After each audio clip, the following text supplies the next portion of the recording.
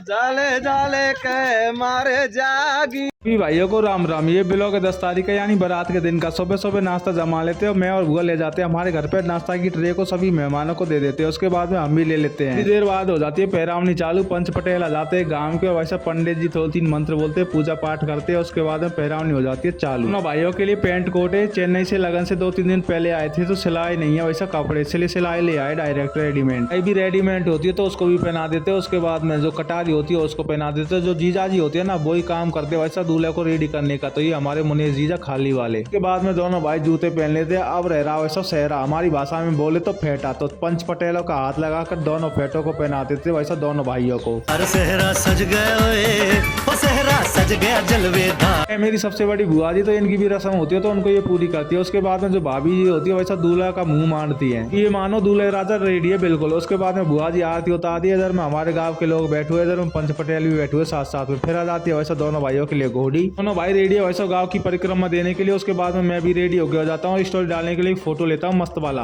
आपकी परिक्रमा देने से पहले पैरावनी के टाइम पे जो लोग मौजूद रहते हैं वो तिलक लगाते, दोनों भाइयों को माला पहनाते। और ये हमारी बुआ जी हैं, हमारी लाली दोनों भाइयों को तो माला पहनाती है। उसके बाद में दोनों भाइयों को तिलक भी करती है। मेरी मामा जी की लड़कियां दोनों बहनें वैसा तिलक करती है, माला पहनाती है। उसके बाद में मेरी बुआ जी की लड़कियां जाती है तो वो भी तिलक करती है। उसके बाद में वैसा मासी जी की लड़की और बुआ जी की लड़की भी तिलक करती है, माला पहनाती है। वैसा हमारे रूंदपुरा वाले बाबा अच्छे बुआरी, हमारे अच्छा रिश्ता इनके साथ में हमारा। हमारी चाची और मामिया केकड़ी वाली दोनों भाइयों को आशीर्वाद देते हैं। उसके बाद में मम्मी और मासी के साथ में दोनों भाइयों की फोटो लेते हैं। नान बड़े हमारे फैलपुरा वाले थोड़े बहुत फोटो शूट करते हैं। इधर में हमारे मामा और नान बड़े बैठे हुए हैं। घोड़ी बिल्कुल रेडी है वैसा दोनों भाइयों के लिए, तो दोनों भाई चढ़ जाते हैं घोड़ी पे। अरे घोड़ी चढ़ गया, आज तो भाई साहब बिल्कुल हीरो लग रहा है चश्मा लगा के। फाइनली निकल जाते हैं गाँव की परिक्रमा देने के लिए। और एक परंपरा बहुत पहले से चली आ रही है, जब बारात जाती है ना तो दूल्हे के वैसा गाँव की महिला तिलक करती है और पैसे भी देती है खोची में। अगर गाँव 4 पुरा में बट रहा है तो बहुत दूर दूर होके जाना पड़ता है। ये हमारी सिस्टर है सभी की सभी, ये केकड़ी वाली चाची और शिवानी है। इकट्ठा सामान रखा है ये वैसा ले दिया वाले जीजा। धीरे परिक्रमा आगे बढ़ती जाती है, दोनों भाई जगह जगह रुकते जाते तिलक करवाने के लिए। उसके बाद में दोनों भाइयों के साथ में हम भी एक रील शूट कर लेते हैं। अब यहाँ से हम जा रहे हैं वैसा दूसरे पुरा के लिए। यहाँ तक तो वैसा मस्त वाली रोड बन रही है, लेकिन इससे आगे कोई रोड नहीं है, रास्ता भी नहीं है अच्छा वाला, क्योंकि इसको यूज में नहीं लेते ज्यादा। बारात जाती है उस टाइम पे यूज में आता है। बस आने वाला है भनिया बाबा और हनुमान जी का मंदिर, तो वैसा मंदिर से पहले दोनों भाई उतर जाते हैं, मंदिर के पीछे होके आते हैं, क्योंकि घोड़ी पे होके उनके सामने से निकल नहीं सकते। दोनों भाई फिर से बैठ जाते हैं घोड़ी पे। मेरे भाई का एक गीत सुनो, वैसा बहुत वायरल गया था, मैंने एक रील्स डाली थी उसमें।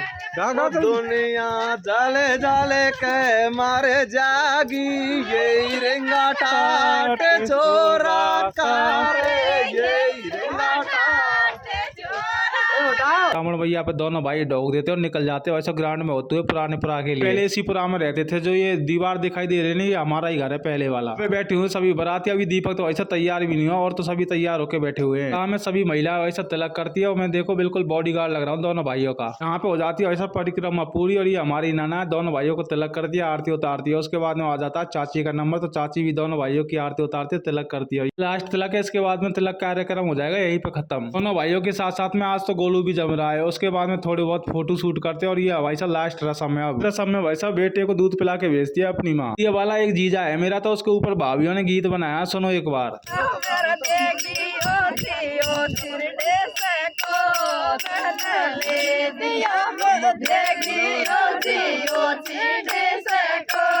ये वैसा ले दिया वाले।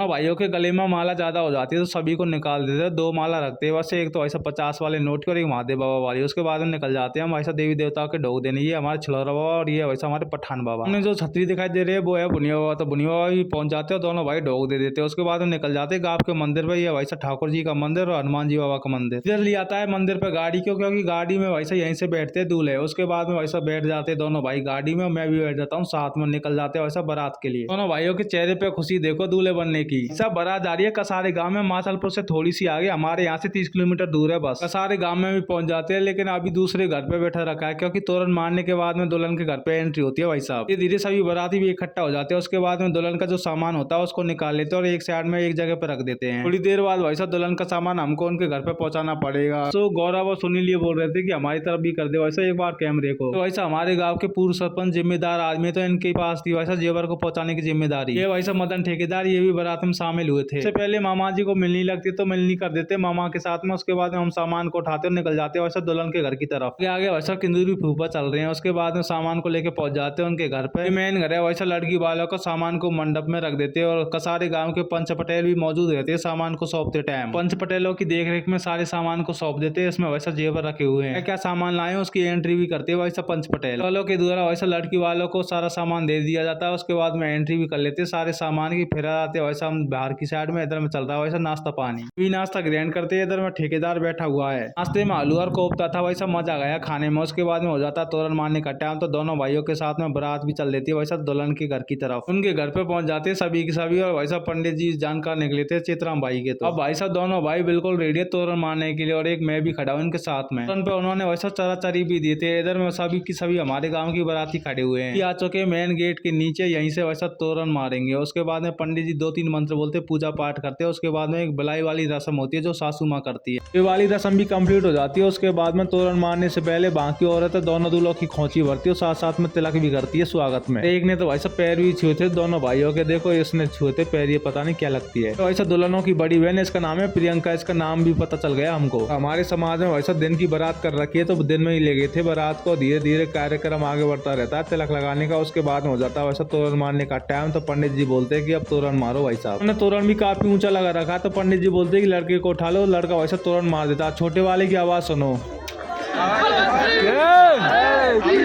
तुरंत मारने के बाद दोनों भाई सराय पर पैर रखकर गृह प्रवेश कर जाते और बैठा देते दोनों भाइयों को मंडप के नीचे। थोड़ी देर में कन्यादान शुरू हो जाएगा, लेकिन मैं चला जाता हूँ वैसा बारातियों की तरफ, क्योंकि खाने पीने का प्रोग्राम चालू हो जाता है तोरण मारने के बाद ही। इधर में बैठे हुए हमारे ठेकेदार, और ये सभी के सभी भाई ये बोल रहे थे कि हमको भी ब्लॉग में ले ले, क्योंकि इनको सबको पता है कि मैं ब्लॉग बनाता हूँ, तो ये बुरा ना माने, इसलिए मैंने सभी को ब्लॉग में ले लिया, सबकी वीडियो बनाई भाई साहब। उसके बाद हम भी बैठ जाते खाना खाने के लिए। देखो इधर में बारातियों के लिए हवा की जा रही बीजना से। खाने में दाल बाटी चूरमा था वैसा, मजा आ गया खाने में, एक नंबर माल था, बोले तो एकदम झकास। खाने के बाद में वैसा बारातियों को विदाई में रुपए भी देते, तो 60 रुपए मिले थे टोटल। इधर में इंतजार कर रही है वैसा कि कब हमको विदा मिले और कब हम जाए यहाँ से। इधर में गोलू और सुनील बैठे हुए, और देखो गुटका भी थे वैसा बारातियों के लिए। खाना खाने के बाद आ जाता हूँ मैं मंडप के नीचे। इधर में आकाश बैठा हुआ वैसा पानी पी रहा है, धार हो चुका है। कन्यादान चालू। सबसे पहले लड़की के माँ बाप को बुलाते हैं, क्योंकि वही करते हैं सबसे पहले कन्यादान। कन्यादान करने के लिए जो जोड़ा से आते हैं, मतलब भाभी होती है ना जो लड़कियों की, उनके लिए वैसा गोला बतासे ले जाते हैं हम, तो ये गोला बतासे मांग रहे हैं। कन्यादान प्रोग्राम चालू है वैसा, जो जोड़ा से आते हैं कन्यादान करने के लिए उनको गोला बतासे भी दिए जाते हैं हमारी तरफ से। इस लड़की को मैंने बोला कि कैमरामैन की तरफ देखो, तो ये क्या बोल के गई है, देखो बैकग्राउंड से एक आवाज आ रही है कि ये ब्लॉगर है, ब्लॉगर। इसी के साथ में धीरे धीरे वैसा कन्यादान का प्रोग्राम आगे बढ़ता रहता है। और ये वाली जो औरत है ना, ये वैसा लड़की की भाभी है, तो मजाक कर रही है, देखो इससे। के बाद में आ जाती है गरम गरम चाय लेकर आई थी उस लड़की को, बोला कि आए कर दे ब्लॉग में। उनको पता भी नहीं चल रहा कि ये असली वाला जोड़ा है नकली वाला जोड़ा है। कन्यादान करने के लिए आते हैं तो वैसे नकली जोड़ा ले आते हैं, क्योंकि नारियल बतासे लेने होते हैं इनको। वैसा कन्यादान में बहुत ज्यादा टाइम लगा दिया उन्होंने, कम से कम 4-5 घंटे तो मंडप के नीचे ऐसे ही बैठा रखा था कन्यादान के लिए। लास्ट में तो जो कुंवारे लड़के थे ना, उनके भी नारियल बतासे मांगने लग गए थे। वैसे ये लड़कियों का भाई है, ये तो कोई भी आ सबके लिए वैसा नारियल बतासे मांग रहे थे ये। कन्यादान का प्रोग्राम हो जाता है खत्म। उसके बाद में लड़की के माँ बाप काका काकी को बुला लेते हैं, और पंडित जी लग जाते हैं वैसा मंत्र बोलने के लिए, पूजा पाठ करने के लिए, और लग जाते हैं वैसा फेरों की तैयारी करने के लिए। पंडित जी पता नहीं अब कहाँ से आए, कन्यादान के टाइम पे तो बिल्कुल भी नहीं थे, अभी दूसरी शादी में गए होंगे शायद। थोड़ी देर बाद वैसा फेरे पड़ जाएंगे, उसी की तैयारी चल रही है। और इन्होंने इतना नेक मांगा, कभी लकड़ी का, कभी नाई का, कभी पंडित जी का, कभी किसी का, उसी के ऊपर बैच चल रही है वैसा जीजाजी इनमें। हवन की सामग्री को जमा लेते, 7 फेरों से पहले वैसा हवन करते, तो पंडित जी मंत्र बोलते, देखो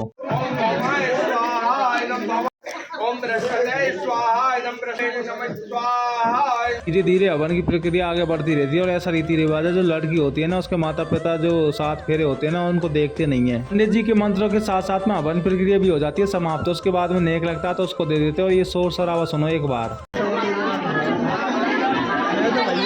सामने जो ये सामग्री रखी है, इसमें लड्डू रखे, तो इसका नेक भी लिया था, लास्ट में निकाल के लाए थे, उसी बात फंस रही हैं ये। अग्नि को साक्षी मानते हुए 7 फेरों की प्रक्रिया प्रारंभ हो जाती है। पंडित जी साथ साथ में मंत्र बोलते जाते हैं, और वैसा 7 फेरों की प्रक्रिया चालू रहती है। एक साथ में 2 लड़कों की शादी है, तो पहले वैसा बड़े वाले का नंबर है, फिर बड़ो जी जा ब्लॉगर। इसके बाद में छोटी वाली जो जोड़ी होती है उनके भी 7 फेरे हो जाते हैं कंप्लीट। और अभी तक वैसा कोई भी नहीं सोया क्योंकि दिन में बारात आई थी तो जल्दी हो जाता है सारा काम। 7 फेरे तो पूरे हो चुके। अब नंबर है वैसा 7 वचनों का। लड़का वैसा अग्नि को साक्षी मानते हुए लड़की को 7 वचन देता है। लड़की का पहला वचन होता है कि किसी व्यक्ति को दान पुण्य किया जाए तो उसमें मेरी सहमति ली जानी चाहिए। दूसरा वचन होता है कि कोई पूजा पाठ करवाए, कहीं पे यज्ञ करवाए तो उसमें भी मेरी सहमति होनी चाहिए। तीसरा वचन होता है कि बचपन तो मैंने अपने मायके में गुजार दिया, अब प्रौढ़ावस्था और वृद्धावस्था में आपके साथ में गुजारना चाहूंगी, आप हमेशा मेरे साथ में रहना। लड़की का चौथा वचन होता है कि जब मैं सहेलियों के साथ में रहूं तो आप विनम्रता पूर्वक व्यवहार करें और उनके सामने मेरा मजाक न उड़ाएं। पांचवा वचन होता है कि आप हमेशा मेरे माता पिता का सम्मान करेंगे। छठवां वचन होता है कि कैसी भी स्थिति हो आप हमेशा मेरे साथ में खड़ा रहेंगे। सातवां वचन होता है कि आप 7 जन्म तक मेरे हैं और हमेशा साथ रहेंगे, हमेशा प्यार करेंगे मेरे से। लड़की को 7 वचन दिए गए और लड़की के द्वारा लड़के को 4 वचन दिए गए हैं। लड़का पहला वचन मांगता है कि आप मेरी इजाजत के बिना रात्रि के टाइम घर से बाहर ना जाए, मतलब सुनसान जगह पे ना जाए। दूसरा वचन है कि कोई व्यक्ति शराब पी कर आया हो, नशा में हो तो उससे ना तो बात करोगे ना उनके सामने जाओगी। तीसरा वचन है कि मेरी आज्ञा बिना लिए हुए आप माता पिता के यहाँ पे नहीं जा सकते। और चौथा वचन है कि धर्मशास्त्रों के अनुसार धर्म का पालन करते हुए मेरी आज्ञा का पालन करना है। 7 वचनों की प्रक्रिया यही हो जाती है समाप्त। दूल्हा दुल्हनों का स्थान बदल दिया जाता है। उसके बाद में वैसा हमारे जीजाजी में मार दे दिया डांग में। देखो ये रीति रिवाज बेकार लगता है यहाँ का। जीजा की फूक निकाल दी। कार्य वैसा मांग भराई का तो मांग भराई भी हो जाती है। उसके बाद में गोद भराई का कार्य रहता है तो उसमें जीजाजी 100 रुपए दे रहे थे दोनों बहनों को गोद भराई में, लेकिन बड़ी वाली मना कर रही थी, ये बोल रही थी मुझे ज्यादा चाहिए।